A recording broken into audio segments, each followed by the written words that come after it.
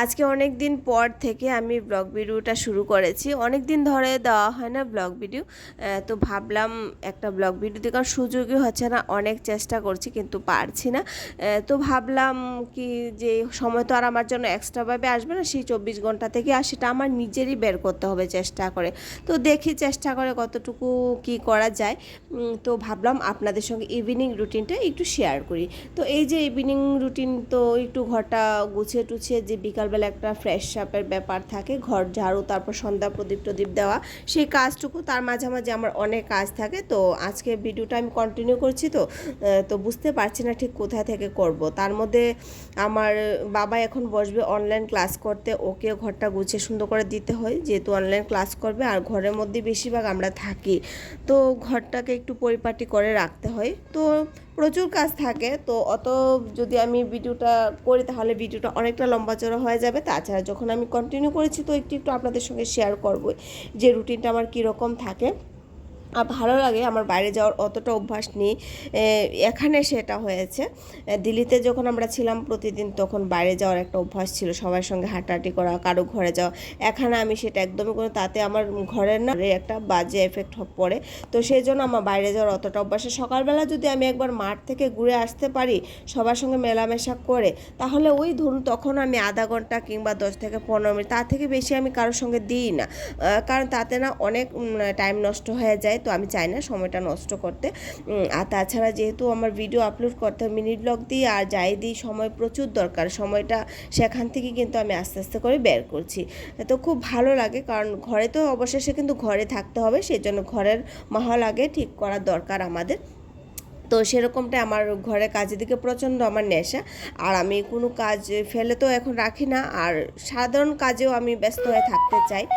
তো যাই হোক, এদিকে সন্ধ্যাবাতি হয়ে যাচ্ছে, এদিকে যে ঘরটর ঝাড়ু দেওয়া সেগুলো আমার হয়েছে। রাতে 5:30 টিউশন থেকে আসার পরে ব্যাগটা একদম ছুঁড়ে মেরে ফেলে মাঠের দিকে যায়। ও মানে ওরও একটা টাইম ফিক্সড হয়ে গেছে, 5:30 ও বেরিয়ে যাবে খেলতে। 5:30 মাস্টার বাড়ি থেকে এসে ধরুন 10-15 মিনিট জল টল খেয়ে তারপর বেরিয়ে যায়। তো ওই সময় আমি আর ঝাড়ুটা হাতে নিই না, ও বেরিয়ে গেছে সুচ থেকে, আমি জানি একদম এক মুঠ বালু পড়বে, তো সেই জন্য রেখে দিচ্ছি। এখন বারান্দাটা মুছবো, কারণ সন্ধ্যা দেবো, তো মুছার সঙ্গে সঙ্গে কাজটাগুলো ফেলে দেবো, কারণ সিঁড়িতে যদি রাখি সেই নিচের পরিবারের ঘরে গিয়ে ঢুকবে, আমার কি লাভ, তাই না?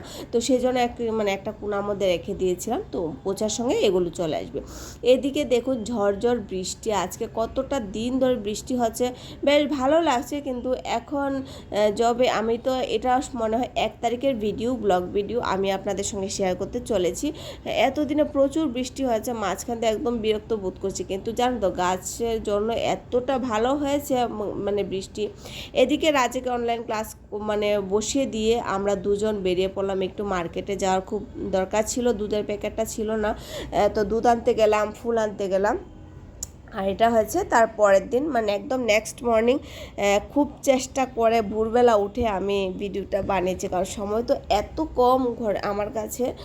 তো দেখি চেষ্টা করে, কিন্তু সেই জন্য মানে, আর এখন তো মোটামুটি আমার ঘর থেকে আসা হয়েছে, মোটামুটি আমার গুছানো কমপ্লিট। এখন যে রেগুলার রুটিন থাকবে, হ্যাঁ রেগুলার রুটিনের মধ্যে আবার অ্যাড হবে, সামনে প্রচুর ত্যোহার আসছে, একের পর এক ফেস্টিভ্যাল, তো সেই জন্য প্রিপারেশান নিতে হবে। এইদিকে দেখুন, বাবাইকে আজকে না আমি সকালবেলা স্কুলে খাবার সাদা পুরি দেওয়ার কথা ছিল, ওই ক্যামেরাটা সেট করতে গিয়ে একটু কালারটা চেঞ্জ হয়েছে। যাই হোক, ওই যে কিছু বলবে না, তারপরে মার একটা মনে থাকে যে সন্তান কোন জিনিসটা ভালোবাসে, পছন্দ করে খেতে, সেটাই তবু একটু মেনটেন করার চেষ্টা করেছি কালারটা। আর এদিকে দেখুন বানিয়েছি ছোলে পনির দিয়ে আলু দিয়ে একটা ঝোল। এটা যখন থালাতে দিয়ে ঠান্ডা করব তখন কিন্তু এটা অনেকটাই গাঢ় হয়ে যাবে। শ্বশুরবাড়িতে জগন্নাথ ভগবানের পূজা চলছে, তো ঘরের মধ্যে আমাদের এখানেও ক্যাম্পাসে কিন্তু আমরা নিরামিষই খাচ্ছি, রসুন পেঁয়াজ একদমই না, ননভেজ তো ভাবতে পারি না। সামনে এখনও তো শেষ হয়নি ফিরারত পর্যন্ত আমরা নিরামিষই খাবো। তো এইদিকে তো আজকে তো রাজা যাচ্ছে না স্কুলে, শুধু বাবাই যাচ্ছে। আর আজকে শ্বশুরবাড়িতে আবার বিপদনাশিনী পূজা, মা প্রতিষ্ঠিত আছেন আমার শ্বশুরবাড়িতে। আপনাদেরকে হয়তো মিনি ব্লগে আমি দেখিয়েছি, তো ছিলাম যখন বাড়িতে গিয়েছিলাম, তো পুজো হচ্ছে। তো সেই জন্য আজকে আমি না সামনে গাড়ি পর্যন্ত আমি যাব না, যে প্রিয়াঙ্কাকে ছাড়তে আজকে আমি যাব না, গেলে না ওখানে লেট হয়ে যাবে। আর মাঠে আজকে আমার যাওয়া হবে না, কিছুটা দিন ধরে যখন বৃষ্টি হচ্ছে তো মাঠে যেহেতু যেতেই পারবো না, আর বেশি দূরেও না আমাদের গেটটা, তো একা একা যেতে পারবি। আমি সিঁড়িটা থেকে দেখবো, ঝুঁকি মেরে ও চলে যাবে। গতদিন মার্কেটে গিয়েছিলাম দুধ ফুল আনতে, তো গিয়ে দেখি প্রতি বছর এই টাইমে কিন্তু আমাদের এখানের যে গাজরগুলো এদিকে ত্রিপুরার বা নর্থ ইস্টের গাজর এদিকে পাওয়া যায়। আমরা সঙ্গে সঙ্গে না দেরি করি না, তখন মানে যতই দাম হোক না হোক আমরা নিয়ে নিই। কত একটা ভালো লাগে এই গাজরগুলো যখন দেখি যে নিজের দেশের খাবার। আর আমাদের প্রবাসী দূরবাসীদের জন্য তো সাংঘাতিক ব্যাপার যখন এই খাবারগুলো পাই। এমনি তো ওখানে খাবার তো পাই না, যতটুকু পাই সেগুলো দেখলে যেন একদম আমরা তীর্থে কাকের মতো পড়ে থাকি। তো যাই হোক, এদিকে অ্যাভেলেবেল গাজর থাকে, কিন্তু ওই গাজরটা শুধু হালুয়া খাওয়ার মতোই। আর এই যে গাজরটা, এটা দিয়ে সবজি হালুয়া যায় কিছু খাওয়া যাবে। তো একটু যেহেতু আজকে বাইরে মানে মাঠে যেতে পারিনি, তো ভাবলাম ছাদ থেকে একটু হেঁটে আসি। আর এদিকে এসে দেখি ওদের খাবারটাই নিয়ে এসেছিলাম। প্রিয়াঙ্কা তো সকালবেলা দিয়ে স্কুলে যাই, আজকেও গিয়েছে, তো আমারটা যে আমি খাবারটা ভাগটা নিয়ে আসলাম। এসে দেখি তো ক্যামেরাটা আমার হাতে ছিল, ভাবলাম আপনাদের জন্য একটু রাখি, কত ভালো লাগে। আর এদিকে দেখুন গেলুরি বেচারা নিচেই, ও পুরো ও সুযোগ হচ্ছে না, ও ফ্লোরে নেমে গেল খাওয়ার জন্য। ওকে আমি পরে দিয়েছি এক্সট্রাভাবে, মানে চড়ুই পাখি।